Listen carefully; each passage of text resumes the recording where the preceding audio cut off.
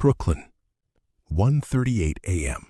Rain was falling so heavily, it felt like the sky itself was trying to wash the entire city away. The neon signs hanging over Brooklyn's old alleyways flickered violently, their reflections shattering across puddles gathered on the cracked streets. A broken electric bike slowly moved through the narrow alley. The boy riding it was named Aiden, 23 years old. Dark circles under his eyes, cheap delivery jacket, worn-out gloves covering frozen hands. His phone suddenly vibrated. Screen display.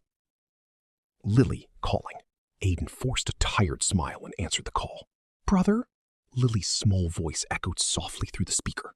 The constant beep of hospital machines could be heard in the background. "You're still working?" Aiden smiled weakly. "Yeah, princess. Last delivery." "You're lying. You still haven't eaten dinner." Aiden stayed silent. Then Lily quietly whispered, "Brother, work so hard. I'll get better soon." Aiden slowly closed his eyes for a few seconds, because he already knew. The doctors had given up hope. 3 years ago, Aiden was a genius student. Everyone at school called him the future scientist. Perfect SAT score, MIT scholarship, big dreams. His father had been an honest accountant, but one rainy night, everything ended. Their car fell off a bridge on a storm-covered highway. Police report, brake failure. But the day before the accident, his father had told him, "Aiden, if anything happens to me, never trust the Long family." At that time, Aiden didn't understand what those words meant. After his parents died, the bank took their house. Loan sharks started threatening them. Friends disappeared. The scholarship was canceled. And then they discovered Lily had congenital heart disease. Operation cost $300,000. That was the day Aiden's life truly ended. Construction work during the day, food delivery at night. He worked 18 hours every single day. The skin on his hands peeled away. His back was constantly injured. Sleep became almost non-existent. And yet, every night, he still visited the hospital. Because whenever Lily smiled, he felt like he was still alive. One night inside the hospital room, Lily quietly asked, "Brother, if I die, you won't be alone, right?" Aiden instantly snapped. "Don't say that!" Lily became frightened, and immediately, Aiden regretted it. He gently placed his hand on her head and whispered, "Nothing will happen to you, princess. I'll save you. I promise." But even while saying those words, his own voice was trembling, because at that moment, his bank account only contained $87. The next morning, the hospital director called him into the office.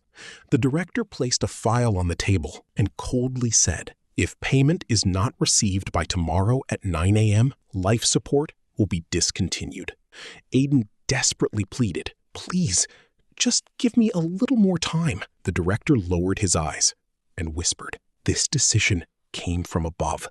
Long Global bought this hospital yesterday." Something cold moved inside Aiden's chest. Long Global. He heard that name again.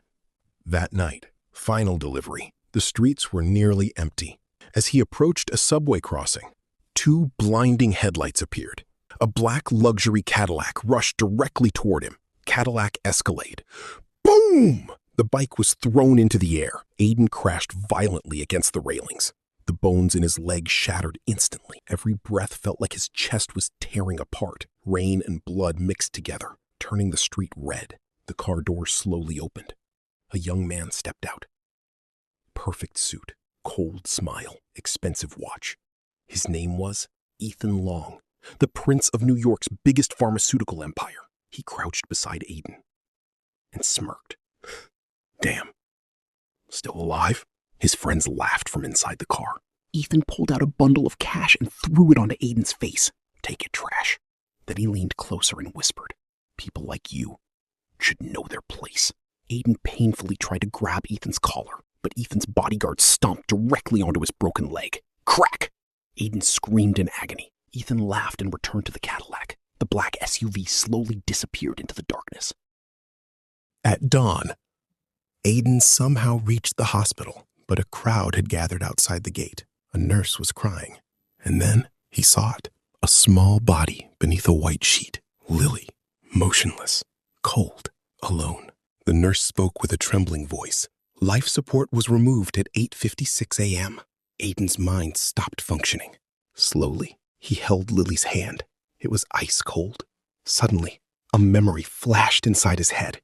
Little Lily smiling and saying, "Brother, you'd look so cool as a superhero." The tears in Aiden's eyes slowly disappeared. Emotion vanished, and inside him, something terrifying was born. Silence. He kissed Lily's forehead one final time and whispered, "I swear, I will destroy them all." As Aiden stood outside the hospital, suddenly, lightning exploded across the sky, and for a few brief seconds, his shadow began to move on its own. Then, the screen turns black. A deep, unnatural voice echoes through the darkness. "Your hatred has awakened us."